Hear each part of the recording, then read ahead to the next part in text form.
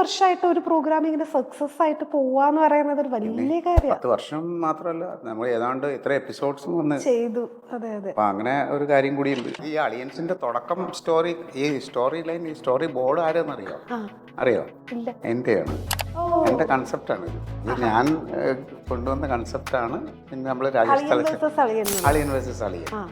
Actually അതുമല്ല, അതിന്റെ first ഞാൻ ഇട്ടിരുന്ന പേര് ഏണി പാമ്പുന്നായിരുന്നു. ദൃശ്യത്തിന്റെ ഭാഗമാവാൻ പോവാണ്. ദൃശ്യത്തിന്റെ ഭാഗമായി കഴിഞ്ഞു. നമ്മള് കണ്ടിട്ടില്ല, അതുകൊണ്ട് നമ്മൾ വെയിറ്റ് ചെയ്തിരിക്കുകയാണ്. വെയിറ്റിംഗ് ആണ്, ഞാനും വെയിറ്റിംഗ് ആണ്. പക്ഷെ വലിയ സംഭവമൊന്നുമില്ല കേട്ടോ. ചെറിയൊരു ക്യാരക്ടർ, പിന്നെ അതിൻ്റെ ഒരു ഭാഗമാകാൻ പറ്റി. ഇപ്പം വലിയൊരു സിനിമയുടെ ഭാഗമായിട്ട് നമ്മൾ ഒരു സീനെങ്കിൽ, ഒരു സീനാണെങ്കിൽ പോലും വലിയ സന്തോഷം. പക്ഷേ എനിക്കൊരു 2-3 സീനുണ്ട്. ചെറിയ ക്യാരക്ടറാണ്. പിന്നെ നമുക്ക് ലാലേട്ടൻ്റെ കൂടെ അഭിനയിക്കാൻ പറ്റില്ല. നമ്മുടെ ജീവിതത്തിലെ ഏറ്റവും വലിയ ആഗ്രഹമല്ലേ, സീൻസ് ഒരുമിച്ചാണ്. ലാലേട്ടനായിട്ട് കോമ്പിനേഷൻ ഉണ്ട്. ഹലോ എവ്രിവൺ, ഇന്ന് നമ്മുടെ കൂടെയുള്ളത് കൗമുദിയുടെ സ്വന്തം ആളാണ് റിയാസ് നിർമ്മല. നമസ്കാരം. നമസ്കാരം. ഓക്കെ, നമ്മുടെ കൗമുദിയുടെ സ്വന്തം ആളാണ് ക്ലീറ്റോ, അല്ലേ? എവിടെ ഇറങ്ങിയാലും ആളുകൾ അങ്ങനെ തന്നെയാണോ വിളിക്കുന്നത്? അങ്ങനെ തന്നെയാണ്. ഇപ്പം ഞാൻ പറഞ്ഞില്ലേ, എന്റെ പേര് ഞാൻ ഇപ്പം മറന്നുപോയി. കാരണം ഇപ്പം എവിടെ ചെന്നാലും നമ്മളെ ഈ ക്ലീറ്റോ എന്നുള്ള വിളി ഞാൻ അതിലാ തിരിഞ്ഞു നോക്കണേ. റിയാസ് എന്ന് വിളിച്ചാൽ രണ്ടാമത്തെ ചിലപ്പോൾ തിരിഞ്ഞു നോക്കുള്ളൂ. മറന്നുപോയി. അതെ, 10 വർഷമായിട്ട് ജീവിക്കുകയാണ്. തീർച്ചയായിട്ടും. അല്ല, കുറച്ച് ഉടായ്പകളും എന്നാ എല്ലാം കൂടെ ഒരു നമുക്ക് കംപ്ലീറ്റ് വെറുക്കാൻ പറ്റില്ല. അങ്ങനത്തെ ഒരു ക്യാരക്ടർ അല്ലേ? കാരണം വെച്ച് കഴിഞ്ഞാലേ, ഇന്നിപ്പം നമ്മുടെ ചുറ്റുപാട് നോക്കിക്കഴിഞ്ഞാൽ ഇതുമാരത്തെ ഒരുപാട് ക്യാരക്ടേഴ്സ് ഉണ്ട്. അതിൻ്റെ ഒരു വലിയ സക്സസ് എന്താ വെച്ച് കഴിഞ്ഞാൽ, എവിടെ പോയാലും ക്ലീറ്റോ എന്ന് വിളിച്ച് ആ സ്നേഹം കാണിക്കണേ അവർ പറഞ്ഞു വെച്ച് കഴിഞ്ഞാൽ, നിങ്ങളെപ്പോലെ ഒരു ക്ലീറ്റോ ഞങ്ങളുടെ വീട്ടിലുണ്ടെന്ന് പറയും. അപ്പോൾ മിക്കവാറും എനിക്ക് തോന്നുന്നു ഓരോ കുടുംബത്തിലും ഇങ്ങനെ ഒരു ആളുണ്ടാവാം. അപ്പോൾ അതുകൊണ്ടായിരിക്കും എനിക്കൊണ്ട് എല്ലാവർക്കും ഭയങ്കര ഇഷ്ടം. പിന്നെ ഇടയ്ക്കൊരു ഇതിന് പോയപ്പോൾ ഒരു ചേട്ടനും ചേച്ചിയും വന്ന് പരിചയപ്പെട്ട്, എന്നിട്ട് അവർ പറയാ, ഞാൻ ക്ലീറ്റോ എന്നാണ് വിളിക്കുന്നത്, അവരെന്നെ തങ്കോന്ന് വിളിക്കുന്നത്. അവരങ്ങനെയാണത്. അതെ, അങ്ങനെ കുറെ ഫാമിലി ഉണ്ട് കേട്ടോ. പരിചയം. നമുക്ക് ഒരു ചെന്നൈയിലൊരു ഫാമിലി, ശ്രീധർ ഏട്ടൻ, തമിഴാണ് അവർ. ബേസിക്കലി തമിഴാണ് അവർ. ഇതിന്റെ ഭയങ്കര അഡിക്ഷനാണ്. പിന്നെ ഞാൻ വിളിച്ചു, നമ്മുടെ ലൊക്കേഷനിൽ വന്നു, അളിയൻസിൻ്റെ ലൊക്കേഷനിൽ വന്നു, എൻ്റെ വീട്ടിൽ വന്നു. അത് മൂപ്പര് മാത്രം. പക്ഷേ ഫാമിലി അവരെയൊക്കെ വീഡിയോ കോളിലൊക്കെ സംസാരിക്കും. അപ്പോൾ പുള്ളി തങ്കം വൈഫിനെ, മക്കള് 2 പേര്, ഒരാളെ തക്ലിന്നും ഒരാളെ മുത്തുന്നു. ആദ്യത്തെ പേര്, മറ്റേ ആളുടെ മുത്തുന്നും. അങ്ങനെയും പേരിട്ട് അവർ വിളിക്കണേ. പുള്ളി ക്ലീറ്റോയും. ഇതേ ഫാമിലി അവിടെ റീക്രിയേറ്റ് ചെയ്ത്. അത് തമിഴിലാണ്. അതാണ് നമ്മുടെ ഒരു വലിയ വിജയം. ഒത്തിരി അല്ലെങ്കിൽ ഏകദേശം 10 വർഷമായിട്ട് ഒരു പ്രോഗ്രാം ഇങ്ങനെ സക്സസ് ആയിട്ട് പോവാന്ന് പറയുന്നത് ഒരു വലിയ കാര്യമാണ്. 10 വർഷം മാത്രമല്ല, നമ്മൾ ഏതാണ്ട് ഇത്ര എപ്പിസോഡ്സും വന്ന് ചെയ്തു. അതെ അതെ. അപ്പൊ അങ്ങനെ ഒരു കാര്യം കൂടിയുണ്ട്. ഇപ്പൊ മഞ്ജു ചേച്ചിയൊക്കെ സ്വന്തമായിട്ട് സ്റ്റോറിയൊക്കെ അതിനകത്ത് ഇക്കയുടെ ഭാഗത്തുനിന്ന് അങ്ങനെ എന്തെങ്കിലുമൊക്കെ? ഞാൻ എഴുതിയിട്ടുണ്ട്, ഒരുപാട് സ്റ്റോറി ഞാൻ ചെയ്തിട്ടുണ്ട്. ഈ അളിയൻസിന്റെ തുടക്കം സ്റ്റോറി, ഈ സ്റ്റോറി ലൈൻ, ഈ സ്റ്റോറി ബോർഡ് ആരെന്നറിയോ? അറിയോ? ഇല്ല. എന്റെയാണ്, എന്റെ കൺസെപ്റ്റാണ് ഇത്. ഞാൻ കൊണ്ടുവന്ന കൺസെപ്റ്റാണ്. പിന്നെ നമ്മൾ രാജേഷ് അളിയൻ വേഴ്സസ് അളിയൻ. ആക്ച്വലി അതുമല്ല, അതിന്റെ ഫസ്റ്റ് ഞാൻ ഇട്ടിരുന്ന പേര് ഏണി പാമ്പുന്നായിരുന്നു. ഞങ്ങൾ അങ്ങനെയാണ് ആദ്യം ഒരു ഇതൊക്കെ ഇറക്കിയത്. അതിന്റെ ഒരു ചെറിയ ഗ്രാഫിക്സ് ഒക്കെ ചെയ്ത്, പിന്നെ അത് നമ്മൾ അമൃതയിൽ ചെയ്തപ്പോൾ ശ്യാമപ്രസാദ് സാറാണ് ആ ടൈറ്റിൽ മാറ്റിയിട്ട് അളിയൻ വേഴ്സസ് അളിയൻ എന്നാക്കിയത്. അങ്ങനെയാണ് അത്. സ്ക്രിപ്റ്റും പരിപാടികളൊക്കെ സ്ക്രിപ്റ്റ് എല്ലാ ദിവസത്തെ സ്ക്രിപ്റ്റിലും നമ്മൾ ഇൻവോൾവ് ആവും എല്ലാവരും. ഞാൻ മാത്രമല്ല കേട്ടോ, നമ്മളെല്ലാവരും ഇൻവോൾവ് ആയിട്ടാണ് ചെയ്യണത്. കാരണം സ്ക്രിപ്റ്റ് വായിച്ച് അതിനകത്തുള്ള കറക്ഷൻസ് ഒക്കെ ചെയ്ത് റൈറ്റേഴ്സ് എഴുതി അയക്കും. പക്ഷെ അതിൽ നിന്ന് നമ്മളെല്ലാവരും കൂടി കൂടിയിട്ട് പിന്നെ ഒരു ഫൈനൽ ഇതാക്കുന്നുണ്ട്. ചിലപ്പോൾ നമ്മൾ ചില സീൻസ് നമുക്ക് അക്സെപ്റ്റ് ചെയ്യാൻ പറ്റാത്തതാവാം, ചിലപ്പോൾ ചില ക്ലൈമാക്സ് ശരിയാവില്ല എന്ന് തോന്നിയാൽ, അപ്പം നമ്മൾ പരമാവധി ഇതിനൊരു ലോജിക്ക് ഉണ്ടല്ലോ, ആ ലോജിക്ക് പരമാവധി എല്ലാം പിടിച്ച് നല്ലൊരു ക്ലൈമാക്സ് ഉണ്ടാവുക എന്നുള്ളൊരു നിർബന്ധമുണ്ട്. അപ്പം അങ്ങനെയാണ് ഈ പരിപാടി പൊക്കൊണ്ടത്. അതിന് എല്ലാവരുടെയും എഫേർട്ടുണ്ട്, എൻ്റെ മാത്രമല്ല, എല്ലാവരും. പിന്നെ ഉറപ്പായിട്ടും. പിന്നെ ചിലപ്പോൾ ഇൻഡിവിജ്വൽ സ്ക്രിപ്റ്റ് നമ്മളത് എഴുതും. ഞാൻ കുറേ ഉണ്ട് നമ്മുടെ കഥകൾ. നമ്മുടെ ചുറ്റുപാടും കഥയ്ക്ക് ബുദ്ധിമുട്ടില്ലല്ലോ, നമ്മുടെ സൗഹൃദങ്ങൾ അങ്ങനെയല്ലേ. ഓരോരുത്തരെയും വീട്ടിൽ നടക്കണേ ഇങ്ങനെ ഇടയ്ക്ക് പറയണ ഇൻസിഡൻസിന് നമ്മളെടുത്ത് ഇതിലോട്ടങ്ങ് വീട്ടിലേക്ക് നടക്കുമ്പോഴേ ഓക്കെ ഇത് കൊള്ളാം, ഇത് എടുക്കാം. ഇപ്പം നമ്മളിങ്ങനെ ഉള്ളതുകൊണ്ടേ പറയും വിളിച്ചിട്ടും, എൻ്റെ ഒരു കഥയുണ്ട്, നിനക്ക് ഇതിലാക്കാൻ പറ്റുമോ, ഞാൻ ആക്കിക്കോ എന്ന് പറയും. നമുക്ക് എവിടെ അടുത്ത പുതിയ സബ്ജക്റ്റ് കിട്ടുന്നാണല്ലോ നമ്മൾ നോക്കി. അതെ അതെ. പിന്നെ അപ്പം അങ്ങനെ കഥകൾ എഴുതാറുണ്ട്, എല്ലാവരും എഴുതും. അതിനകത്ത് നമ്മളെ എല്ലാവരുടെയും കഥകൾ കോൺട്രിബ്യൂഷൻ ഉണ്ട്. പിന്നെ നമുക്ക് ഇടയ്ക്ക് വന്ന അനീഷിൻ്റെ ആയിരുന്നു നമ്മളൊരു 5 എപ്പിസോഡ് കണ്ടിന്യൂസ് ആയിട്ട് വന്നത്. അമ്മയുടെ പിറന്നാളും ഒക്കെ കണക്ട് ചെയ്തിട്ട് അത് അനീഷിൻ്റെ ആയിരുന്നു. പിന്നെ സൗമ്യയുടെ ഉണ്ട്, മുത്തിൻ്റെ ഉണ്ട്, പിന്നെ റൊണാൾഡ്, അങ്ങനെ എല്ലാവരുടെയും വക കോൺട്രിബ്യൂഷൻ ഉണ്ട്. പിന്നെ എന്ന് വെച്ചാൽ ഇപ്പൊ കുറെ നാളായിട്ട് നമ്മൾ ഈ സ്റ്റോറി ഇങ്ങനെ പോവാണല്ലോ, അപ്പോൾ അതിനകത്ത് കമന്റ്സ് വരുന്നുണ്ട്. ക്ലീറ്റോൻ എപ്പോഴും ഇങ്ങനെ ഏറ്റവും അവസാനം വരുമ്പോ ക്ലീറ്റോ അങ്ങ് ഒന്നും ആ ഉടായ്പ അങ്ങ് പുറത്ത് വരുമല്ലോ. അപ്പൊ അങ്ങനെ ആക്കരുത്, ക്ലീറ്റോനെ മാന്യനായിട്ടുള്ള എപ്പിസോഡ്സ് വരണം എന്നുള്ള സ്ഥിരം കമന്റ്സ് ഉണ്ട്. നമ്മളെ അത് ഈ ആൾക്കാരുടെ ഒരു കുഴപ്പമാണ്. ഈ പറഞ്ഞ മാതിരി 5 ദിവസം നമ്മൾ ബിരിയാണി തന്നെ കഴിച്ചു കഴിഞ്ഞാൽ 6ാം ദിവസം പറയും ഇത് ബിരിയാണി കൊള്ളൂല, സദ്യ വല്ലതും ആണെന്നല്ലായിരിക്കും. ഇത് അങ്ങനെ തന്നെയാണ്. ഇത് നമ്മൾ കുറേ കഴിയുമ്പോൾ അതിലേക്ക് മാറുമ്പോൾ പറയും ഓ അത് വേണ്ട, പഴയ ഉടായ്പ തന്നെ മതി എന്ന് പറയും.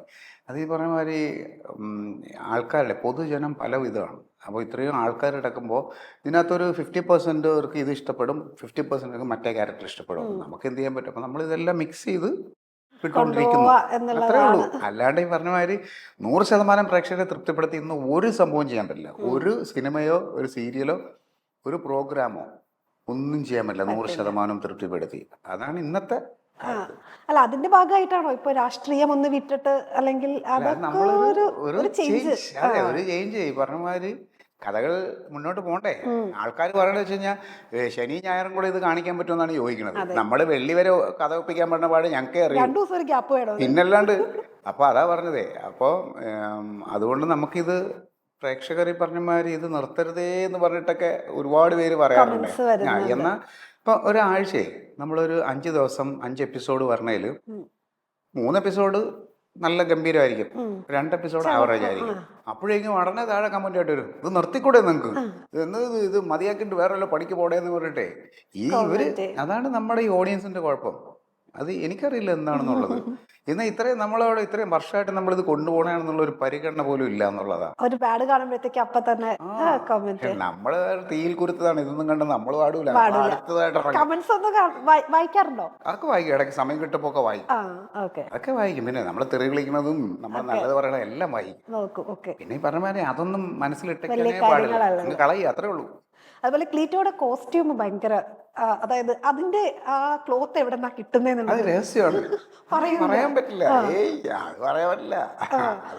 വെള്ളം ഇപ്പൊ ഇനിയിപ്പോ അത് അതിന്റെ ആവശ്യമില്ല, അങ്ങനെയൊന്നും പറയാൻ പറ്റില്ല, തൽക്കാലം ഇല്ല. അതെ, നമുക്ക് നോക്കാം. അപ്പൊ ക്ലീറ്റോന്റെ ഷർട്ട്സ് എവിടെന്നാന്നുള്ളത് എല്ലാരും ചോദിക്കുന്ന ഒരു കമന്റ് ആണ്. അത് നമ്മൾ ആ രഹസ്യം ഇതുവരെ പുറത്തു വിട്ടിട്ടില്ല. എല്ലാം എല്ലാ രഹസ്യങ്ങളും നമ്മൾ പുറത്താക്കാൻ. മറ്റേ ദൃശ്യത്തിലെ പോലെ ഇത് എന്നോടുകൂടെ അങ്ങനെ പറയുമ്പോഴാണ് നമ്മൾ ദൃശ്യത്തിലേക്ക് വരുന്നത്. ദൃശ്യത്തിന്റെ ഭാഗമാവാൻ പോവാണ്. ഭാഗമായി കഴിഞ്ഞു. നമ്മൾ കണ്ടിട്ടില്ല, അതുകൊണ്ട് നമ്മൾ വെയിറ്റ് ചെയ്തിരിക്കുകയാണ്. വെയിറ്റിംഗ് ആണ്, ഞാനും വെയിറ്റിംഗ് ആണ്. പക്ഷെ വലിയ സംഭവമൊന്നുമില്ല കേട്ടോ, ചെറിയൊരു ക്യാരക്ടർ. പിന്നെ അതിൻ്റെ ഒരു ഭാഗമാകാൻ പറ്റി. ഇപ്പം വലിയൊരു സിനിമയുടെ ഭാഗമായിട്ട് നമ്മൾ ഒരു സീനാണെങ്കിൽ പോലും വലിയ സന്തോഷമാണ്. പക്ഷേ എനിക്കൊരു 2-3 സീനുണ്ട്, ചെറിയ ക്യാരക്ടറാണ്. പിന്നെ നമുക്ക് ലാലേട്ടൻ്റെ കൂടെ അഭിനയിക്കാൻ പറ്റില്ല, നമ്മുടെ ജീവിതത്തിലെ ഏറ്റവും വലിയ ആഗ്രഹമല്ലേ. ഒരുമിച്ചാണ്. ലാലേട്ടനായിട്ട് കോമ്പിനേഷൻ ഉണ്ട്. നമുക്ക് ഞാൻ പറയില്ല, നമ്മുടെയൊക്കെ ഏറ്റവും വലിയൊരു സ്വപ്നമായിരുന്നു അത്. പക്ഷെ ഇനി വേറൊരു വലിയ സന്തോഷം എന്ന് പറയാം, ലാലേട്ടൻ അലയൻസ് കാണുന്നുണ്ട്. നിങ്ങൾ സംസാരിച്ചായിരുന്നോ? അതെ. മനെ ഇന്നലെ ഞാൻ 2 എപ്പിസോഡ് കണ്ടു മനെ, ധാരം മനെ, ആ സ്ക്രിപ്റ്റൊക്കെ മനെ നന്നായിട്ടുണ്ട് കേട്ടോ. സീരിയസ്ലി ലാലേട്ടൻ മാത്രമല്ല, ഒരുപാട് പേര് കാണുന്നുണ്ട്. നമ്മുടെ ആന്റണി ചേട്ടൻ, ആന്റി പെരുമ്പാവൂർ, അദ്ദേഹത്തിന്റെ വൈഫ്, ചേച്ചി, അവര് അങ്ങനെ തുടങ്ങി. അതിന്റെ കൺട്രോൾ സിദ്ധു പനക്കിൽ, സിദ്ധു ചേട്ടനൊക്കെ എപ്പോഴും എപ്പിസോഡ് എന്തിനാ പറയണേ, പ്രിയദർശൻ സാറും കാണാറുണ്ട്. എല്ലാവരും ഇതിന്റെ ഫാൻസാണ്. ഇതും മറിമായം ഒക്കെ കാണാറുണ്ട്. കാരണം നമുക്കൊരു റിലാക്സേഷനാ. കാരണം ഇങ്ങനെ അതാ എല്ലാരും പറയണ അത് തന്നെയാണ്. കാരണം വെച്ച് കഴിഞ്ഞാല് ഞങ്ങക്ക് മേനക ചേച്ചിയുടെ ഹസ്ബൻഡ് സുരേഷ് ഏട്ടൻ എല്ലാ ദിവസവും രാത്രി ഇതിന്റെ ഒരു എപ്പിസോഡ് കണ്ടിട്ട് കിടക്കണം. സുരേഷ് ഏട്ടൻ എന്നോട് പറഞ്ഞാണ്. കാരണം നമുക്ക് മനസ്സിന് ഭയങ്കര സന്തോഷമാണ് ഇത് കണ്ടിട്ട് കിടന്നു കഴിഞ്ഞാൽ. കാരണം നമ്മളതിൽ ആദ്യമൊക്കെ പ്രശ്നങ്ങളിലൂടെ വന്നു പോയാലും ക്ലൈമാക്സ് വരുമ്പോൾ ഒരു ഹാപ്പിയാണ്, സന്തോഷമായിട്ടാണ് നമ്മൾ അവസാനിപ്പിക്കുന്നത്. അപ്പോൾ അത് പ്രേക്ഷകർക്കും ഹാപ്പിയാണ്. അതാണ് ഇതിൻ്റെ ഏറ്റവും വലിയൊരു വിജയം. നമ്മൾ സെന്റിമെന്റ്സും ഇതൊക്കെ കൊണ്ട് വഴക്കലും ഇതിലൊക്കെ അതാണ് വേണ്ടത്. അപ്പൊ അങ്ങനെ നമ്മുടെ ടെൻഷൻ പിടിച്ച ജീവിതത്തിന്റെ ഇടയ്ക്ക് ഒരു 10-20 മിനിറ്റ് ഹാപ്പി ആയിട്ട് ഇരിക്കാൻ പറ്റുന്ന ഒരു സംഭവമാണ്. എല്ലാവരുടെ ഇത് അതല്ലേ, നമ്മള് എപ്പോഴും മനസ്സിന് റിലാക്സ് ആയിട്ട് ഇരിക്കുക എന്നുള്ളതാണ്. അതെ. ഈ ദൃശ്യത്തിലേക്ക് വരുന്ന സമയത്ത് കൂമൻ ഓൾറെഡി ചെയ്തിട്ടുണ്ടായിരുന്നു, ജിത്തു സാറിന്റെ തന്നെ സിനിമയാണ്. അവിടെ നിന്നാണോ ഇങ്ങോട്ടൊരു എൻട്രി? ജിത്തു സാറിന് ഞാന് സാറിനെ ഇങ്ങനെ ഇടയ്ക്ക് മെസ്സേജ് ഇട്ടു, സാറിന്റെ സിനിമയിൽ ഭാഗമാകണമെന്ന് വലിയ ആഗ്രഹം ഉണ്ടെന്ന് പറഞ്ഞപ്പോൾ അങ്ങനെയാണ് കൂമനിൽ വിളിച്ചത്. അത് കഴിഞ്ഞ് പിന്നെ നുണക്കുഴിയിലും ഒരു ചെറിയ വേഷം തന്നു, അതിനകത്തും ചെയ്തു. ഇപ്പൊ ദൃശ്യത്തിനകത്തും ചെയ്യാൻ പറ്റി. ദൃശ്യത്തിന്റെ കൂടുതൽ കാര്യങ്ങൾ നമുക്ക് ഇപ്പൊ പുറത്തു വിടാൻ പറ്റില്ല അല്ലേ? ഒന്ന് കാരണം എനിക്ക് അറിയില്ല, അതിന്റെ കൂടുതൽ കുറവ് എനിക്ക് പോലും അറിയില്ല എന്താണെന്നുള്ളത്. അതാണ് അതിന്റെ ഒരു അപ്പൊ നമ്മുടെ ഒരു പോർഷൻ മാത്രം നമ്മുടെ പോർഷൻ ഷൂട്ട് ചെയ്തപ്പോൾ ഉള്ള സാധനങ്ങൾ മാത്രമേ എനിക്കറിയാവൂ. വേറെ എന്തൊക്കെയുണ്ട്, ആരൊക്കെയുണ്ട്, എന്താണ് സംഭവം എന്നൊന്നും നമുക്കറിയില്ല. അതാണ് ഞാനും വെയിറ്റ് ചെയ്യണം സിനിമയ്ക്ക് വേണ്ടി, സിനിമ ഇറങ്ങാൻ കാണാൻ. എങ്ങനെയാണ് ഒരു കോള് വന്നത്, എങ്ങനെയാണെന്ന് ഓർമ്മയുണ്ടോ? അതായത് ഇതിലേക്ക് വരാൻ വേണ്ടി ജിത്തു സാർ ഡയറക്റ്റ് വിളിക്കായിരുന്നു? അല്ല, ജിസാറല്ല, അതിന്റെ പ്രൊഡക്ഷൻ കൺട്രോൾ ഞാൻ പറഞ്ഞു, സിദ്ധു പനക്കല്, സിദ്ധു ചേട്ടൻ ആണ് വിളിക്കുന്നത്. സിദ്ധു ചേട്ടൻ വിളിച്ചിട്ട് ഇങ്ങനെ നമുക്ക് ദൃശ്യത്തിലേക്ക് ഒരു കുറച്ച് ദിവസത്തെ ഡേറ്റ് വേണം എന്ന് പറഞ്ഞിട്ട് വിളിച്ചു. അല്ല, ഡേറ്റ് എന്ന് പറഞ്ഞാൽ വലിയ പടമല്ലേ, അപ്പൊ അവര് ഓൾറെഡി നമ്മളെ ഒരു 10 ദിവസം ഡേറ്റ് പറഞ്ഞു. അതിനകത്ത് പരിപാടി ചെയ്യും. പിന്നെ വലിയ പടമാകുമ്പോ എല്ലാം സീൻസ് അങ്ങോട്ടും ഇങ്ങോട്ടും പറയണ കൃത്യമായിട്ടാണ്. ചിലപ്പോൾ അങ്ങോട്ടും ഇങ്ങോട്ടും പിന്നെ ലാലേട്ടന്റെ തിരക്കുകൾ അങ്ങനെ. എന്നാലും ഉള്ളതെല്ലാം കറക്റ്റ് പറഞ്ഞ പോലെ തന്നെ തീർന്നു, എല്ലാം സന്തോഷമായില്ല. അതായത് ഈ അളിയൻസ് ഇങ്ങനെ ത്രൂ ഔട്ട് പോകുമ്പോഴേ സിനിമകളിലേക്ക് ഇങ്ങനെ ഡേറ്റ് ക്ലാഷ് വരാറുണ്ടോ? ഇടയ്ക്ക് വരും. പിന്നെ ഈ പറഞ്ഞ മാതിരി എല്ലാം അഡ്ജസ്റ്റ് ആക്കണ്ടേ, നമ്മള് എല്ലായിടത്തും ഓടി എത്തണമല്ലോ. എങ്കിലും നമ്മളീ പറഞ്ഞ മാതിരി അളിയൻസും മറിമായും ഒക്കെ നമ്മുടെ ഇത്രയും വർഷം നമ്മളെ തിറ്റിപ്പോറ്റി കൊണ്ടുവന്നിങ്ങനെ പരിപാടിയല്ലേ. മാത്രമല്ല അതിന് എന്തോരം ഓഡിയൻസ് ഉണ്ടെന്നറിയാം. അത് നമ്മൾ പുറത്തോട്ട് പോകുമ്പോഴാണ് നമുക്ക് അതിൻ്റെ ഒരു ഇതറിയാൻ പറ്റണേ. ഇപ്പോൾ നമുക്ക് പുറത്തുനിന്നൊക്കെ USA, UK, അപ്പോൾ അവിടെ നിന്നൊക്കെ വരണവരെ നമ്മുടെ ലൊക്കേഷനിൽ വരികയാണ്, വന്നിട്ട് നമ്മളെ കൂടെ നിന്ന് ഭക്ഷണം കഴിക്കാൻ, നമ്മുടെ കൂടെ ഇരിക്കാനൊക്കെ ആയിട്ട്. എനിക്കറിയില്ല എന്താണ് ഇതിനകത്തുള്ള അവർക്ക്, എനിക്കോട് കുറേ നൊസ്റ്റാൾജിക് ഇതൊക്കെ ഉണ്ടാവാം. പക്ഷെ അതില് പുതിയ ജനറേഷനിലുള്ള പിള്ളേരും ഒക്കെ ഉണ്ട് അവിടെ, അവർക്കും ഇഷ്ടമാണ്. അതാണ് നമ്മൾ വിചാരിച്ച് അവരൊന്നും ചിലപ്പം അപ്പോൾ അവർ പറയണത് ഇവർക്ക് ഭയങ്കര ഇതാണ്. Uncle I use to watch, I like your ക്ലീറ്റോ എന്നൊക്കെ പറഞ്ഞിട്ട് വരുന്ന പിള്ളേരൊക്കെ ഇല്ലേ. അപ്പം നമ്മൾ വിചാരിക്കുക ഇവർക്ക് മലയാളം അവരുടെ അവർ ഈസി ആയിട്ട് അവർക്ക് നന്നായിട്ട് ഫോളോ ചെയ്യാൻ പറ്റും. കാരണം അത് സിറ്റ്കോംസ് ആണല്ലോ, അത് കുറച്ചുകൂടി നമുക്ക് അതായത് കുറച്ചുകൂടി റിയലിസ്റ്റിക് ആയിട്ട് വരുന്നത് കൊണ്ടുള്ള ഒരു സംഭവമാണെന്ന് തോന്നുന്നു. പിന്നെ കൂടെ നിൽക്കുന്ന ഓപ്പോസിറ്റ് എപ്പോഴും മഞ്ജു ചേച്ചിയാണ് വരുന്നത്. മഞ്ജു ചേച്ചി എനിക്ക് തോന്നുന്നു അത്രയും റിയലിസ്റ്റിക് ആയിട്ട്, അതെ, ഭയങ്കര അടിപൊളിയായിട്ട് ചെയ്യുന്ന ഒരാളാണ്. എങ്ങനെയാണ് ആ ഒരു കോമ്പിനേഷൻ നിങ്ങൾ? അല്ല, അത് നമ്മളേ ഓട്ടോമാറ്റിക്കായിട്ട് നമ്മൾ റിയാക്ട് ചെയ്ത് പോകും. ആ രീതിയിലാണല്ലോ മഞ്ജു പെർഫോം ചെയ്യണത്.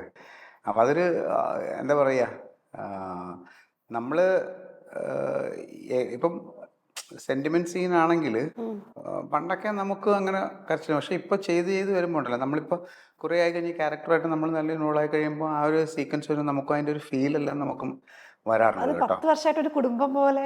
സത്യം. അങ്ങനെ ഒരു കുടുംബം അവിടെ ജീവിക്കണം എന്നുള്ളതാണ് പ്രേക്ഷകരിൽ ഒരു, എനിക്ക് തോന്നുന്നു ഒരു 75% പേർക്കും അങ്ങനെയാണ്. അവിടെ പാങ്ങോട് അങ്ങനെ ഒരു വീടുണ്ട്, ഇങ്ങനെ കുറെ ആളുകൾ അവിടെ, കുടുംബമുണ്ട്. എനിക്ക് കണ്ണൂര് ഒരു ഷാജി എന്ന് പറയുന്ന ഒരു ഓട്ടോ ഡ്രൈവർ ഉണ്ട് കേട്ടോ. എല്ലാ ദിവസത്തെ എപ്പിസോഡും കഴിഞ്ഞിട്ട് വോയിസ് അയക്കും. വോയിസ് നമുക്ക് ഒന്ന് കേൾപ്പിക്കാൻ വഴിയുണ്ടോ? എല്ലാ എപ്പിസോഡ് കഴിഞ്ഞിട്ടും പുള്ളി വോയിസ് അയക്കും.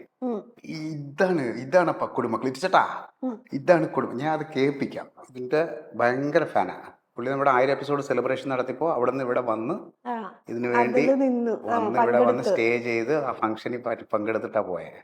അന്ന് ഞാൻ നമ്മൾ പരിചയപ്പെടുത്തിയിരുന്നു പുള്ളിയെ. പുള്ളി ഇതിന്റെ ഭയങ്കര, പുള്ളി ഓരോ ദിവസത്തെ എപ്പിസോഡും കഴിഞ്ഞിട്ട് എനിക്ക് കണ്ടിട്ട് മെസ്സേജ് അയക്കും, എല്ലാ എപ്പിസോഡിനും. ശർമ്മയുടെ കള്ളം പൊളിഞ്ഞു, അടിപൊളി കഥ, വെറൈറ്റി, സത്യത്തിൽ പോലും വിചാരിക്കില്ല. എന്ത് രസകരമാണ് ഈ കഥ. ഫസ്റ്റ് തന്നെ സീനിലെ ക്ലീറ്റ ചേട്ടൻ വരുന്ന നടത്തോ, ഇത് ഓഫീസിൽ വരുന്ന വാഴ സൈഡിലുണ്ട്, വാഴ ആ ഗൃഹാതിർത്തുന്ന കാഴ്ച, ആ പഴയ വീട്, അതായത് ഓഫീസിന്റെ നല്ലൊരു ഓഫീസ്. പിന്നെ അതേപോലെ ഷർമിളന്റെ അഭിനയമില്ലേ, കറക്റ്റ് ആണ്, അടിപൊളിയാണ്. നമ്മളെ കണ്ണൂർ ഭാഷയാന്ന് തോന്നുന്നത് സംസാരിക്കുന്നത്. ഷർമിള നന്നായിട്ട് അഭിനയിക്കുന്നുണ്ട് കേട്ടോ. പിന്നെ അതേപോലെ ഈ കഥാപാത്രം കഥ ലീവ് എടുക്കാൻ വേണ്ടിയിട്ടുള്ള തരിക വാഴ, അതുപോലെ തന്നെ വാഴ നല്ലൊരു സിനിമയായിരുന്നു, അത് നല്ലോണം ഓടിയിനി, ഞാനും കണ്ടു. അപ്പൊ കാണാത്ത ഒരുപാട്. അപ്പൊ ഇതുമാതിരി ഷർമിളയുടെ എൻട്രി വന്നപ്പം ഷർമിള പക്ഷെ ഭയങ്കര രസമായിട്ടുണ്ട്. ഞാൻ പലപ്പോഴും ചിരിച്ചു പോകും കേട്ടോ. കണ്ണൂർ സ്ലാങ് പലപ്പോഴും പല ഡയലോഗുകളും എനിക്ക് ചിരി വരും, അപ്പൊ കട്ട് ചെയ്യും സത്യത്തില്.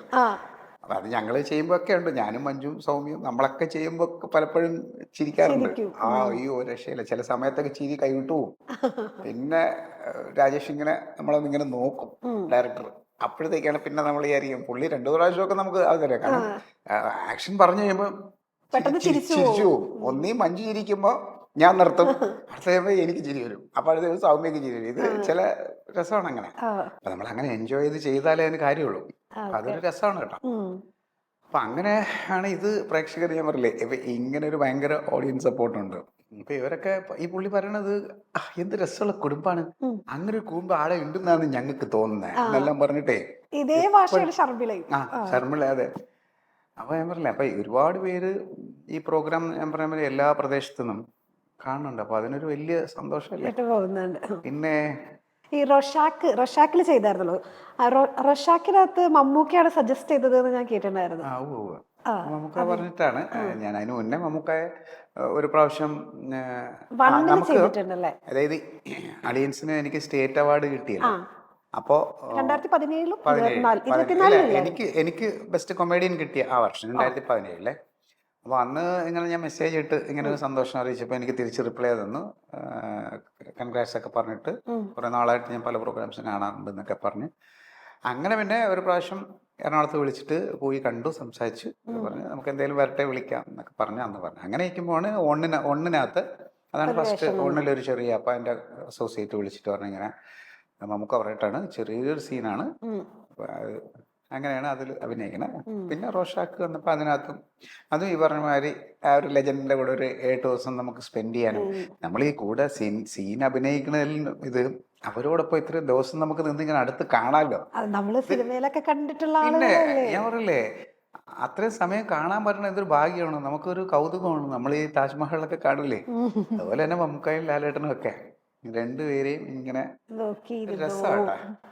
അല്ല, ഇപ്പൊ ലാലേട്ടൻ മമ്മൂക്കനോട് അഭിനയിക്കുന്നത് ഭയങ്കര ആഗ്രഹമായിരുന്നു, അത് സാധിച്ചു. ലാലേട്ടന്റെ കൂടെ അഭിനയിക്കാൻ സാധിച്ചു. അപ്പോ ഇപ്പൊ ഈ കുറച്ച് കാലങ്ങളായിട്ട് നമ്മുടെ കരിയറിൽ നല്ലൊരു ഗ്രോത്ത് ഉള്ള ടൈമായിട്ട് തോന്നിയിട്ടുണ്ട്. കുഴപ്പമില്ല, അങ്ങനെ പോകുന്നുണ്ട്. അതിനിടയ്ക്ക് പിന്നെ എനിക്ക് കുറെ ഞാൻ പറഞ്ഞില്ലേ, ഇതിനിടയ്ക്ക് തമിഴിലെ സത്യരാജ് സാറുമായിട്ട്, അത് റസൂൽ പൂക്കുട്ടി സാറിന്റെ ഒറ്റ സിനിമയ്ക്കകത്ത്, അതിനകത്ത് അദ്ദേഹത്തിൻ്റെ കൂടെ അഭിനയിക്കാൻ പറ്റി. അങ്ങനെ കുറെ വലിയ ആൾക്കാരുമായിട്ടൊക്കെ, രേവതി മാമിന്റെ കൂടെ ഭൂതകാലം ആ ഒരു സീൻ, അത് ഒക്കെ ഞാൻ പറഞ്ഞില്ല ഉള്ളത് ഇങ്ങനെ ഏത് എനിക്ക് തോന്നുന്നു സിനിമയിൽ ചെറിയ വേഷങ്ങളാണെങ്കിലും അതിനകത്ത് അതായത് എന്തെങ്കിലും ഒരു ട്വിസ്റ്റ് ഒക്കെ കൊണ്ടുവരാൻ അങ്ങനെയൊക്കെ ഉണ്ട് കേട്ടോ. ഒന്നിനകത്തും ആ സീനിലാണ് ട്വിസ്റ്റ്. പിന്നെ ഈ പറഞ്ഞ മാതിരി വേറെ പണം സോളമന്റെ തേനീച്ചകൾ ലാൽജോ സാറിന്റെ, അതിനകത്ത് ഞാൻ പോയി എന്നെ സ്റ്റേഷനിൽ വിളിക്കെടുത്താണ് കഥയുടെ ഒരു ട്വിസ്റ്റ് വരുന്നത്. അതൊരു തെളിവ് കൊടുക്കുന്ന പോലെ വരുന്നത്. അപ്പൊ അങ്ങനെയൊക്കെയുള്ള ട്വിസ്റ്റ് കൊടുക്കുന്ന ആളാണ് അങ്ങനെ അങ്ങനെയൊക്കെ വരുന്നു. അതായത് ഞാൻ ചോദിക്കുന്നത്, മറിമായം കുറച്ച് ദിവസം വരും, അളിയൻസ് കുറച്ച് ദിവസം വരും, ഇതിന്റെ എല്ലാത്തിന്റെ കൂടെ ഈ സിനിമകൾ ഇതെങ്ങനെ ഒരു മാസം 30 ദിവസമല്ലേ ഉള്ളൂ, ഇതെങ്ങനെ സാധിക്കുന്നു? അല്ല ഇതൊക്കെ എല്ലാം അഡ്ജസ്റ്റ് ചെയ്യുന്നത്. ഞാൻ ചോദിച്ചോട്ടെ, നമ്മുടെ എല്ലാം ഏറ്റവും മെയിൻ എയിം എന്താണ്? സിനിമയാണ്. അപ്പോ ഇവിടെ ചെയ്താണല്ലോ ഇങ്ങനെ വന്നത്. അപ്പം സിനിമയിൽ കുറച്ച് നല്ല വേഷങ്ങൾ സിനിമയിലും ചെയ്യുക എന്നുള്ള വലിയൊരു ആഗ്രഹമാണ്.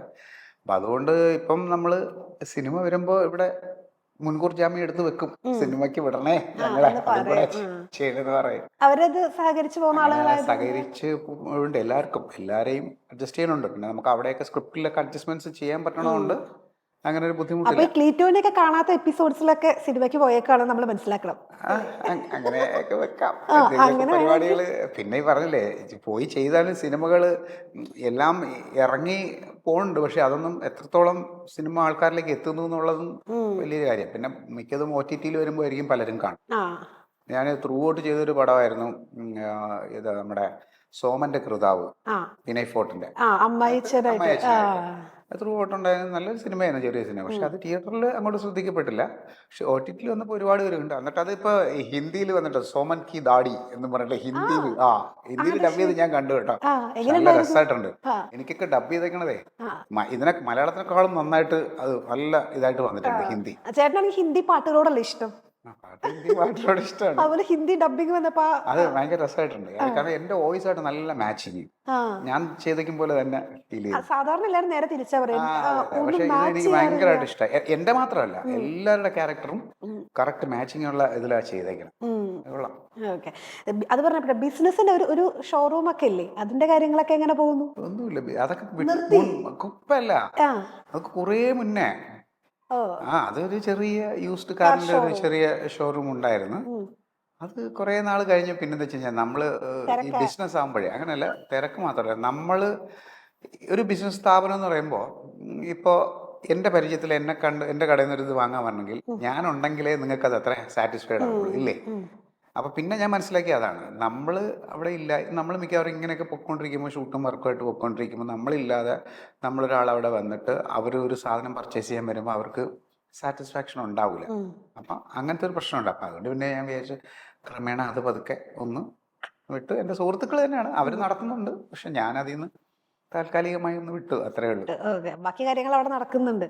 നമ്മളിവിടെ ഇത്രയും തിരക്കിൽ നടക്കുമ്പോൾ എല്ലാം കൂടെ ഒരുമിച്ച് എല്ലാവർക്കും കൂടി നമ്മൾ ഓടി നടക്കണം. ഓക്കെ, ഇപ്പൊ ചേട്ടന്റെ ഫാമിലി എടുത്ത് നോക്കുകയാണെങ്കിൽ അച്ഛനും അമ്മയൊക്കെ ഗവൺമെന്റ് എംപ്ലോയീസ് ആയിരുന്നു. അപ്പൊ ഈ കലാകാരനായിട്ട് വരണം എന്നുള്ള ഒരു ആഗ്രഹം പറഞ്ഞപ്പോ അവിടെ നിന്നുള്ള റെസ്പോൺസ് എങ്ങനെയായിരുന്നു? കലാകാരനായിട്ട് വരണമെന്ന് പറഞ്ഞല്ല, ഈ എൻ്റെ വീട്ടിലായിരുന്നു എനിക്ക് എൻ്റെ മിമിക്രി ട്രൂപ്പ് ഉണ്ട്, നർമ്മകല. ഞാൻ തുടങ്ങിയ ട്രൂപ്പാണ്. അതൊരു 10-15 വർഷത്തോളം സ്റ്റേജ് ഷോസുമായിട്ട് ഉത്സവ പറമ്പുകളിൽ പ്രോഗ്രാമായിരുന്നു. അതിൻ്റെ റിഹേഴ്സലെല്ലാം എൻ്റെ വീട്ടിലായിരുന്നു. എൻ്റെ വീട്ടിൽ അതിനുള്ള സപ്പോർട്ടും എല്ലാം, ഈ ആർട്ടിസ്റ്റുകളെല്ലാം ക്യാമ്പ് വീട്ടിലാണ്, ഫുഡ് വീട്ടിലാണ്, എല്ലാം നമ്മുടെ വീട്ടിൽ തന്നെ ആയിരുന്നു. അത് അവരെ എനിക്ക് വേണ്ട എല്ലാ പ്രോത്സാഹനവും തന്നു, വേറെ ഒരു തടസ്സവും ഇല്ലായിരുന്നു. അതുകൊണ്ടാക്കി നമ്മളിപ്പോൾ ഇങ്ങനെ എത്താൻ പറ്റിയത്. അല്ല, സാധാരണ എല്ലാ വീട്ടിലും ഒരു ക്ലീഷേ ഡയലോഗ്സ് ഉണ്ടാവുമല്ലോ, പഠിച്ചൊക്കെ കഴിഞ്ഞിട്ട് അല്ലെങ്കിൽ കോഴ്സൊക്കെ കംപ്ലീറ്റ് ചെയ്യണം എന്നിട്ട് അങ്ങനെയൊക്കെ ആയിരുന്നു. പക്ഷെ എനിക്ക് തോന്നി അവൻ ചിലപ്പോൾ ഇതിലേക്ക് പോട്ടെ, ഇതിൽ വഴിതെറ്റി പോട്ടെ എന്നൊക്കെ വെച്ചിട്ടായി. അല്ല, ഇപ്പൊ അവര് ഭയങ്കര പ്രൗഡാണല്ലോ, അത് കാണാൻ അവരില്ല എന്നുള്ളതാണ്. രണ്ടുപേരും ഇല്ല. ഫാദർ മരിച്ചിട്ടൊരു 10-18 വർഷമായി, അമ്മ മരിച്ചിട്ട് 8 വർഷമായി. അതത്ര നമ്മുടെ ഈ ഒരു അവരെവിടെയോ ഇരുന്നത്, അതെ, മേ ബി അതായിരിക്കാം. അങ്ങനെ പിന്നെ അവരുടെ പ്രാർത്ഥനയൊക്കെ എപ്പോഴും ഉണ്ടാവും. അതായിരിക്കും നമുക്കിപ്പോ ഇങ്ങനെ കുഴപ്പമില്ലാതെ പോണത്. പിള്ളേര് മോൻ ഒരാളല്ല, എനിക്ക് 3 പേര്. 3 ആൺപിള്ളേരാണോ? ഓക്കെ, അപ്പൊ അവരിപ്പോ ജെൻസി പിള്ളേരായിരിക്കുമല്ലോ. അവരുടെ ഒരു അവരെങ്ങനെ ക്രിറ്റിസിസം എങ്ങനെയാ? അവര് അങ്ങനെ ഒരു ശല്യമില്ല, അവരിത് കാണാറില്ല. അതുകൊണ്ട് പിന്നെ അവരുടെ ഭാഗത്തുനിന്ന് ഒരു ശല്യമില്ല. ഇല്ല, അവരൊക്കെ വേറെ പരിപാടിയല്ല. പിന്നെ എപ്പോഴെങ്കിലും സമയം കിട്ടുമ്പോൾ ഇടയ്ക്ക് ഇങ്ങനെ വൈഫ് കാണും, അപ്പൊ കണ്ടിട്ട് അതിന്റെ ഇടയ്ക്ക് വല്ലതും വന്നിരിക്കണമെങ്കിൽ ഇത് കാണും. അവരൊക്കെ വേറെ, അവരൊക്കെ ഇപ്പോഴത്തെ യൂട്യൂബേഴ്സിന്റെയും ഇൻഫ്ലുവൻസേഴ്സിന്റെ അവരുടെ പുറകെയാണ്. നമ്മളെ അതൊന്നും ഷോ ചെയ്യുന്ന അവർക്ക് ഇതല്ല. ഇല്ല. അപ്പൊ പക്ഷെ അതിന്റെ ഒരു ക്രെഡിറ്റ് എനിക്ക് ഇവന്മാരെ മുമ്പ് വെച്ചിട്ട് വേറെ ആരെങ്കിലും ഒക്കെ കണ്ടിട്ട് എൻ്റെ അടുത്ത് പറയാം അത് കുട്ടനായിരുന്നു കേട്ടോ എന്നൊക്കെ പറയുന്നു. ഇവന്മാരത് കാണാത്തതിന്റെ ഒരു അവർക്ക് തന്നെ ചിലപ്പോൾ തോന്നിത്തുടങ്ങും. ഒരുമിച്ച് പുറത്തൊക്കെ പോകുമ്പോ. അതെ, ഞങ്ങളൊക്കെ എവിടെയെങ്കിലും എന്തെങ്കിലും ഫംഗ്ഷൻ ഒക്കെ പോകുമ്പോഴേ അങ്ങനെ പറഞ്ഞിട്ട് ആ എപ്പിസോഡിലെ കഥകളൊക്കെ ഇങ്ങനെ പറയും, അത് ഉഗ്രനായിരുന്നു ഇങ്ങനെ ആയിരുന്നൊക്കെ പറയുമല്ലോ. അപ്പോഴേ ഇവന്മാർക്ക് തോന്നും അങ്ങനെയെങ്കിലും ഇടയ്ക്കൊക്കെ കാണുമായിരിക്കും. ഓക്കെ, പിന്നെ ആരാ വൈഫാണോ കൂടുതൽ ക്രിറ്റിസിസം അല്ലെങ്കിൽ എന്തൊക്കെയാണെന്നൊക്കെ പറയുന്നത്? വൈഫ് ഈ പറഞ്ഞമാതിരി കൊള്ളൂലാത്താണെങ്കിൽ വേദനിപ്പിക്കാതെ പറയുള്ളൂ. അത് കുഴപ്പമില്ല, കുറച്ചുകൂടെയൊക്കെ അത് കുറെ കൂടെ നല്ലതായിരുന്നു എന്ന് പറഞ്ഞിട്ടേ അങ്ങനെ പറയുള്ളൂ. അല്ലാതെ ഒറ്റയടിക്ക് അത് കൊള്ളൂല ബോറാന്നൊന്നും പറയില്ല. പറഞ്ഞ് അവസാനം വരുമ്പോൾ പറയും നീ ഉദ്ദേശിക്കുന്നത് അത് കൊള്ളൂല എന്നുള്ളതല്ലേ? അല്ല അങ്ങനെയല്ല, ഞാൻ പറഞ്ഞ അങ്ങനെയാണ്, നീ അങ്ങനെ പറഞ്ഞാൽ മതിയല്ലോ. അപ്പൊ അതേ ഉള്ളു, അങ്ങനെ വേണമല്ലോ. നമുക്ക് ആരെങ്കിലും ഇതിന്റെയൊക്കെ കുറ്റവും കുറവും പറഞ്ഞാലല്ലേ നമുക്ക് ഇതിനെക്കുറിച്ച് അറിയാൻ പറ്റുള്ളൂ. അതെ, ഈ നർമ്മകലയുടെ കാര്യം പറഞ്ഞ സമയത്ത് നമ്മുടെ സുരാജേട്ടനായിട്ടുള്ള ഒരു ബന്ധം, ആ ഒരു ഫ്രണ്ട്ഷിപ്പ് ഇപ്പോഴും ഇതുപോലെ വർഷങ്ങളായിട്ട്? തീർച്ചയായിട്ടും. സുരാജും നമ്മൾ മിമിക്രി പ്രോഗ്രാം ഒരുപാട് വർഷം നമ്മൾ സ്റ്റേജ് പ്രോഗ്രാം ഒക്കെ ചെയ്യുന്നു. പക്ഷെ ഇപ്പോഴും ബന്ധം ഉള്ളൂ എന്നുള്ളതിന്റെ വേറൊരു വലിയൊരു ഉദാഹരണം ഞാൻ ഇപ്പോൾ റീസെന്റ് ആയിട്ട് എൻ്റെ ഒരു ഷോർട്ട് മൂവി ഇപ്പോൾ ചെയ്തിട്ടുണ്ടായിരുന്നു. അത് കുട്ടികളുടെ അസുഖം തലസീമിയ എന്ന് പറഞ്ഞിട്ട് കുട്ടികളിൽ പറഞ്ഞ ഒരു അസുഖത്തിന്റെ കഴിഞ്ഞ 3-4 ദിവസം മുമ്പ് വേൾഡ് തലസീമിയ ഡേ ആയിരുന്നു. അത് ബ്ലഡ് മാറ്റിയൊക്കെ ചെയ്യുന്ന ഒരു അസുഖമാണ്. എനിക്കും അറിയില്ലായിരുന്നു. അപ്പം അതിൻ്റെ ഡയറക്ടർ ഹരീഷ് എന്ന് പറഞ്ഞ പയ്യനെ കണ്ണൂരുകാരൻ. അപ്പോൾ പുള്ളി എന്നെ സമീപിച്ച് ഇങ്ങനെ ഒരു ഷോർട്ട് മൂവി ചെയ്യാനുള്ള ഐഡിയ ഉണ്ട്. അപ്പോൾ അനന്യയും ഞാനും കൂടെയാണ് അത്. 2 ക്യാരക്ടേഴ്സാണ്. 2 ക്യാരക്ടേഴ്സേ ഉള്ളൂ. ഒരു 8 മിനിറ്റിൻ്റെ സംഭവം. ഇപ്പോൾ യൂട്യൂബ് റിലീസ് ഉടനെ ഉണ്ട്. അപ്പോൾ ഈ തലസിമിയുടെ അന്ന് പ്രദർശനമൊക്കെ ഉണ്ടായിരുന്നു അതിൻ്റെ. അപ്പോൾ അതിൻ്റെ എൻഡിലൊരു സ്റ്റേറ്റ്മെൻറ്റ് വേണം. അപ്പോൾ ഒരു സ്റ്റാർ പറയണം. അപ്പം പുള്ളിയുടെ ആദ്യത്തെ ഒരെണ്ണം ട്രാഫിക് അവയർനെസ് അത് ലാലേട്ടനാണ് ചെയ്തിരുന്നത്. അപ്പോൾ ഇതിപ്പോൾ ലാലേട്ടനെ അവർ നോക്കിയിട്ടും ഇതല്ല അങ്ങനെ ഒക്കെ വിഷമിച്ച് അപ്പം എൻ്റെ അടുത്ത് പറഞ്ഞിപ്പോൾ ഇങ്ങനെ ആരും ആയില്ല. അപ്പം ഞാൻ പറഞ്ഞു ഞാനൊന്ന് നോക്കട്ടെ സുരാജായിട്ടൊന്ന് സംസാരിക്കട്ടെ. അപ്പോൾ പുള്ളി ഇപ്പോൾ തമിഴിലൊക്കെ ആയിട്ട് ഭയങ്കര തിരക്കാണ്. പക്ഷേങ്കിലും ഞാൻ വിളിച്ച് പറഞ്ഞു, പുള്ളി അത് ചെയ്തു തന്നു. ഇവർ പോയി അത് ഷൂട്ട് ചെയ്തു. അതിൻ്റെ എൻഡിൽ സുരാജിൻ്റെ ആ സ്റ്റേറ്റ്മെൻറ്റും കൂടി അതിനുണ്ട്. അതൊക്കെ നമ്മുടെ ആ ഒരു സൗഹൃദത്തിൻ്റെ ബന്ധത്തിൻ്റെ ഇപ്പോഴും നമ്മൾ കീപ്പ് ചെയ്ത് പോകുന്നുണ്ട് ആ ഒരു റിലേഷൻ. അങ്ങനെയാണത്. അല്ലെങ്കിൽ ഇത്രയും തിരക്കിട്ട ആളിന് വേറെ പല ഒഴിവും പറഞ്ഞു വേണമെങ്കിൽ മാറാം. നമ്മളോടുള്ള ഒരു ബന്ധങ്ങളുടെ ഒരു ഇതാണ് എന്നാണ് ഞാൻ വിശ്വസിക്കുന്നത്. തീർച്ചയായിട്ടും ഞാനിപ്പോഴും സുരാജിൻ്റെ സിനിമകൾ കണ്ടിട്ട് ഞാൻ വിളിച്ചിട്ട് അഭിപ്രായങ്ങൾ പറയാറുണ്ട്. ഇപ്പം യൂത്ത് എന്ന് പറഞ്ഞ മൂവി തമിഴ് നല്ല ഉഗ്രം സിനിമയായിരുന്നു സുരാജിൻ്റെ. ഉഗ്രം ക്യാരക്ടറായിരുന്നു സുരാജ്. ഭയങ്കര പെർഫോമൻസ്. അതുമാതിരി ഇനിയിപ്പോൾ അടുത്ത കര ധനുഷുമായിട്ടുള്ള ഇറങ്ങാൻ പോകണം. പിന്നെ ജയിലർ 2 വരുമ്പോ വേറെ ലെവലാവും. അതെ. എപ്പോഴെങ്കിലും പറഞ്ഞിട്ടുണ്ടോ എവിടെയെങ്കിലും എന്തെങ്കിലും അവസരങ്ങളൊക്കെ ഉണ്ടെങ്കിൽ പറയണം, ഓർമ്മിപ്പിക്കണം? പറഞ്ഞില്ല. നമ്മള് അതൊക്കെ പറയും. പക്ഷേ അല്ല ഞാൻ പറയില്ലേ, നമ്മുടെ അവസരങ്ങൾ ഇപ്പൊ ഇവിടെ നമുക്ക് ഉണ്ടല്ലോ. നമുക്ക് തീരെ അവസരം ഇല്ലാതിരിക്കുന്നില്ലല്ലോ. അപ്പം നമ്മളിങ്ങനെ ഇപ്പം ഞാൻ ഇന്ന പടം ചെയ്തു ഓക്കെ അളിയ അടിപൊളി കൺഗ്രാറ്റ്സ് എന്നൊക്കെ പറഞ്ഞ് പറയും. പക്ഷെ നമുക്ക് ഈ പറഞ്ഞില്ലേ ഇതിനൊക്കെ ഓരോരുത്തർക്കും ഓരോ ലിമിറ്റേഷൻസ് ഉണ്ട് പറയണതിനും ഒക്കെ. അപ്പം പിന്നെ നമ്മൾ ഞാൻ പറഞ്ഞില്ലേ, അതുകൊണ്ട് അങ്ങനെ കൂടുതൽ റിക്വസ്റ്റ് ചെയ്തുള്ള ഒരു ബന്ധം നമ്മൾ അതല്ലല്ലോ ബന്ധം. എപ്പോഴെങ്കിലും സുരാജിന് തോന്നി ഒരു ക്യാരക്ടർ എനിക്ക് വേണമെന്ന് പറയുമ്പോൾ വിളിക്കുക, അങ്ങനെ ചെയ്യും. മുമ്പ് ചെയ്തിട്ടുണ്ട് നമ്മൾ അങ്ങനെ. ആ പഴയ ഗർഭശ്രീമാൻ എന്ന് പറഞ്ഞ പടത്തിനകത്ത് ഒരു സീക്വൻസ് ഉണ്ടാക്കി ഞാനൊരു ക്യാരക്ടർ ചെയ്തിട്ടുണ്ട് ഞങ്ങൾ ഒരുമിച്ച്. അതെ അതെ സുരാജേട്ടന്റെ അതെ അതെ അതെ. അപ്പൊ അങ്ങനെയുണ്ട്. പിന്നെ പറഞ്ഞില്ലേ നമുക്ക് ബന്ധങ്ങൾ അതല്ലല്ലോ.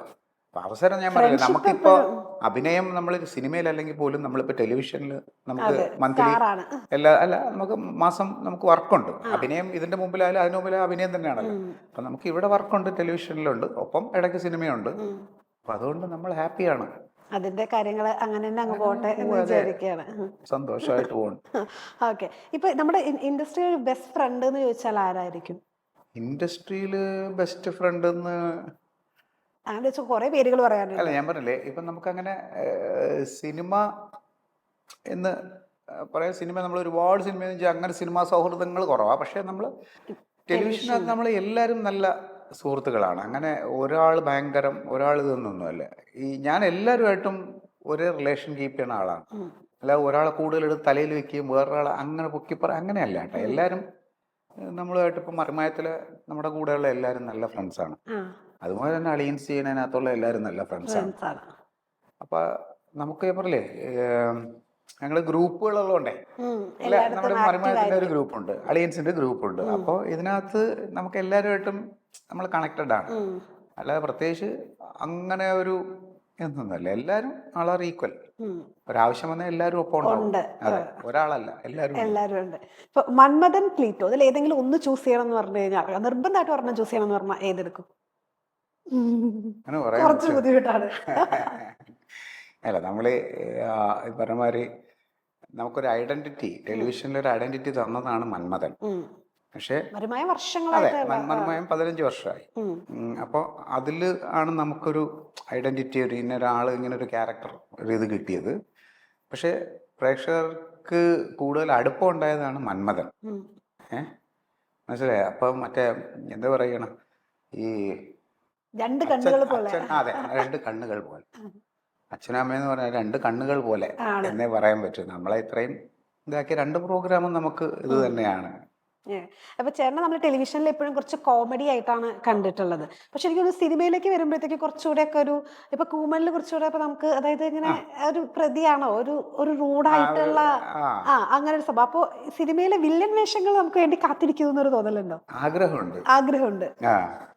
സിനിമയിൽ വില്ലൻ എന്തെങ്കിലും കിട്ടിയാൽ ചെയ്യണമെന്നുണ്ട്. പക്ഷെ ആരെങ്കിലും തരണ്ടേ? പിന്നെ വിളിക്കും, പ്രതീക്ഷിക്കാം. ഇല്ലെങ്കിൽ നമ്മളൊരു കഥ എഴുതി സിനിമയാക്കും. അങ്ങനെ വല്ല പരിപാടി ഉദ്ദേശിക്കുന്നുണ്ടോ? ഇല്ല, കഥകളുണ്ട് മനസ്സിൽ. എല്ലാം സമയമാകുമ്പോ എല്ലാം. ഒരു സിനിമ എന്ന് പറയണതേ ഒരു ദിവസം കൊണ്ടുണ്ടാവണതല്ല. നമ്മളിപ്പോ ഇറങ്ങുമ്പോൾ സിനിമയിലൊക്കെ ചെയ്യാൻ പോകുമ്പോൾ എത്ര വർഷമായിട്ടൊക്കെ ഓരോരുത്തർക്ക് സ്ക്രിപ്റ്റ് എഴുതി വെച്ച് അതിന്റെ പുറകെ നടന്ന് ഒരു പ്രോജക്റ്റ് ഓണാക്കണതേ എന്ത് റിസ്ക് ആണെന്ന് അറിയാമോ? ഇത് എന്തോരം കഷ്ടപ്പെട്ടിട്ടാണ് ഒരു സിനിമ ഉണ്ടാവുന്നത്. ഞാൻ ഇപ്പൊ ഒരു സിനിമ ചെയ്തുകൊണ്ടിരിക്കുന്നുണ്ട്. അപ്പോൾ അവർ തന്നെ എത്രയോ വർഷമായിട്ട് ഇത് സ്ക്രിപ്റ്റ് എഴുതി ഇതിൻ്റെ പുറകെ നടന്ന് പ്രൊഡ്യൂസറെ ഒപ്പിച്ച് അത് ചെയ്യുവാണ്.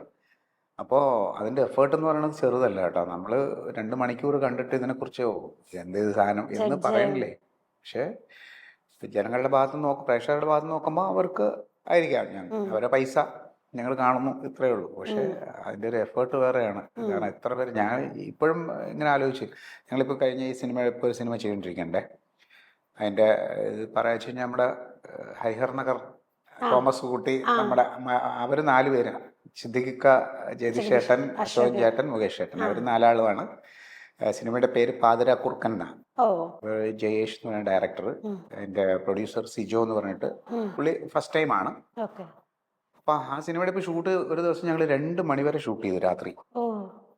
സത്യം പറയുമ്പോൾ നമ്മളെ അല്ല ഞാൻ നോക്കിയത് യൂണിറ്റിലല്ല, അവർ ലൈറ്റ് കൊണ്ട് ഒരു ഫൈറ്റ് സീനൊക്കെ ഇതൊക്കെ കൊണ്ടിട്ട് ഈ സമയത്ത് ഇത്രയും അവരെന്ത് കഷ്ടപ്പെട്ടിട്ടാണെന്നറിയാമോ നിൽക്കണേ.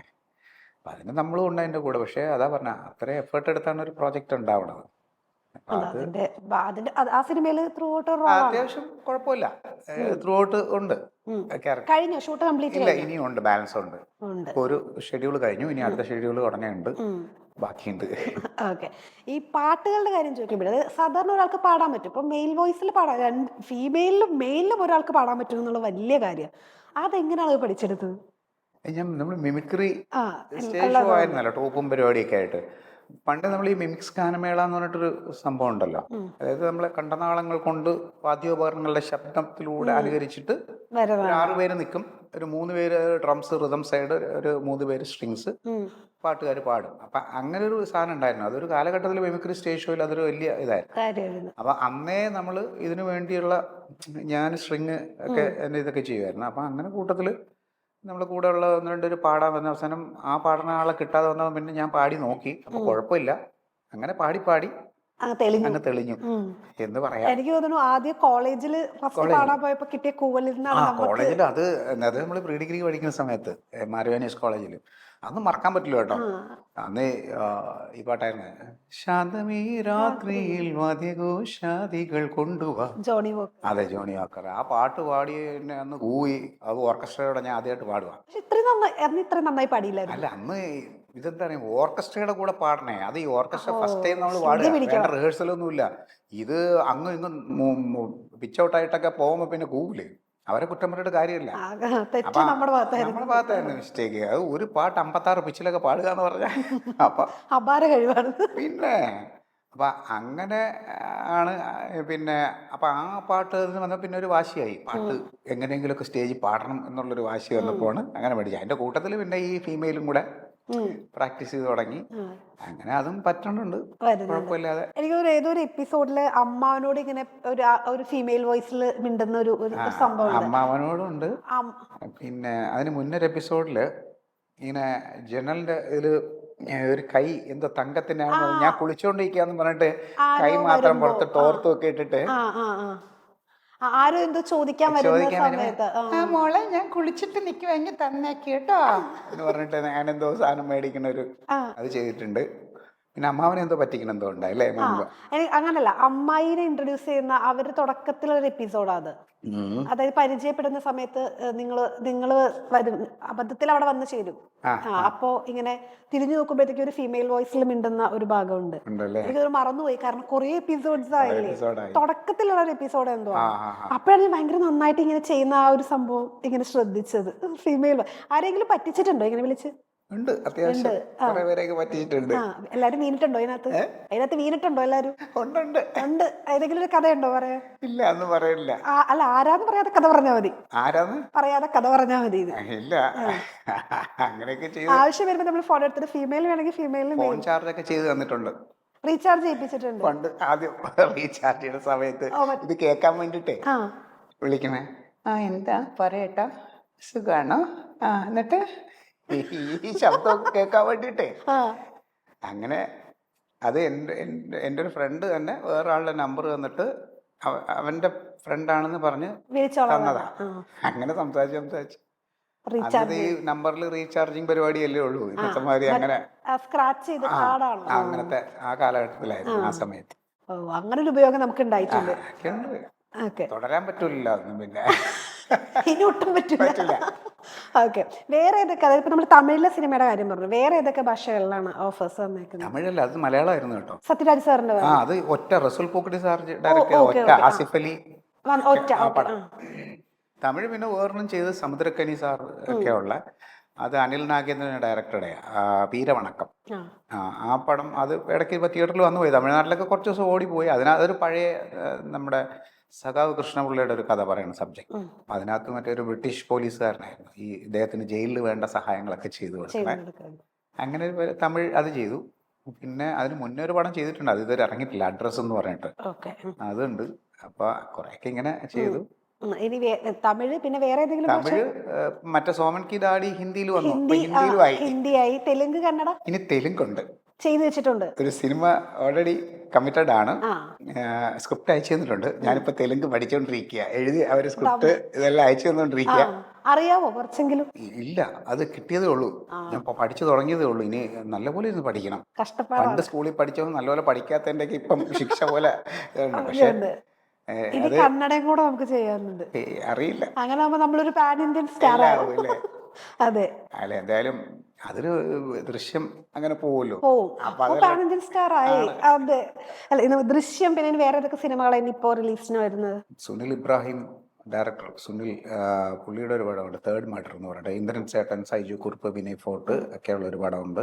ഇപ്പൊ ഇറങ്ങിപ്പോയ കുറെ പടങ്ങളൊക്കെ പോയി, ഇനി ഇറങ്ങാന് ഇപ്പൊ നമ്മൾ ചെയ്ത ഇപ്പൊ ഒരു ഷൂട്ട് പറഞ്ഞല്ലോ, അതിന്റെ ഷൂട്ട് കഴിഞ്ഞിട്ടില്ല. ഇല്ല, അത് കഴിഞ്ഞിട്ടില്ല. പാതിരാ കുക്ക് എന്ന് പറഞ്ഞിട്ട് അതുണ്ട്. പിന്നെ ഇപ്പൊ ഡോക്ടർ ബെന്നറ്റ് എന്ന് പറഞ്ഞൊരു മൂവി ഉണ്ട്. എന്തായാലും കണ്ടതിൽ വളരെയധികം സന്തോഷം. ഇനി ഇതുപോലെ ധാരാളം വ്യത്യസ്തമായ കഥാപാത്രങ്ങൾ ചെയ്യാൻ പറ്റട്ടെ, നമ്മളെ എന്റർടൈൻ ചെയ്യാൻ പറ്റട്ടെ. എല്ലാവിധ ആശംസകളും. Thank you. എന്തായാലും ഇത്രയും സമയം എൻ്റെ വിശേഷങ്ങൾ പങ്കുവെച്ചത് കേട്ടുകൊണ്ട് നമ്മുടെ എല്ലാ പ്രിയപ്പെട്ട പ്രേക്ഷകർ, നമ്മുടെ ചങ്കുകൾ എന്ന് തന്നെ പറയാം. നമ്മളെ പ്രേക്ഷകരുടെ ഏറ്റവും വിലപ്പെട്ട സമയം എല്ലാവർക്കും വിലപ്പെട്ടതാണ്. അവരുടെ വിലപ്പെട്ട സമയം നമുക്ക് വേണ്ടി മാറ്റിവെച്ച് നമ്മളെ പ്രോത്സാഹിപ്പിച്ചുകൊണ്ടിരിക്കുക. അപ്പോൾ അവരോടാണ് ഏറ്റവും കൂടുതൽ നന്ദി പറയാൻ. എല്ലാവരോടുമുള്ള താങ്ക്സ്.